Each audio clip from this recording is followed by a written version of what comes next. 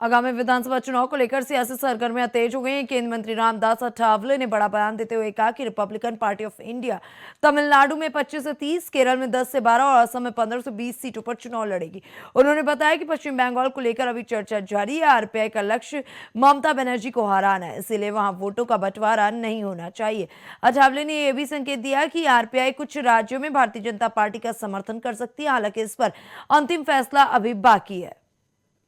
तो जो 5 राज्यों में चुनाव घोषित हुए हैं उसमें मतलब रिपब्लिकन पार्टी ने तय किया है कि 25 से 30 सीटों पर तमिलनाडु में चुनाव लड़ेगी। उसके साथ साथ केरल में 10-12 सीटों पर चुनाव लड़ेगी और असम में 15-20 सीटों पर चुनाव लड़ेगी। तो ये निर्णय हमने लिया है और वेस्ट बंगाल में कितनी सीटों पर लड़ना है उसकी चर्चा चल रही है। उसमें थोड़ा सा हम वेस्ट बंगाल में थोड़ा सा ज़्यादा सीट नहीं लड़ना चाहते हैं या इस वक्त मतलब ममता बनर्जी को वहाँ से हराना है और इसीलिए वोटों का बंटवारा ना हो,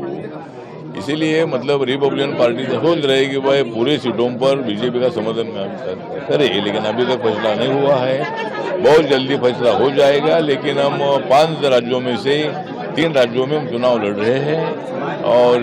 बाकी के 2 राज्यों में शायद हम बीजेपी का समर्थन कर सकते हैं और हमें पूरा विश्वास है इस वक्त मतलब असम में और पांडिचेरी में हमारी एनडीए की सरकार है और इस वक्त मतलब वेस्ट बंगाल में बीजेपी की एनडीए की सरकार आने की संभावना है। उसके साथ साथ तमिलनाडु में भी मतलब वहाँ जो सीएम का ग्रुप है वो बीजेपी वगैरह वहाँ एक साथ है और इसीलिए वहाँ भी तमिलनाडु में भी सत्ता आने की संभावना है और केरल में शायद नहीं बोल सकते, लेकिन 5 राज्यों में से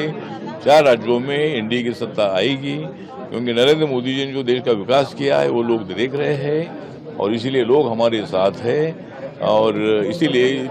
5 में से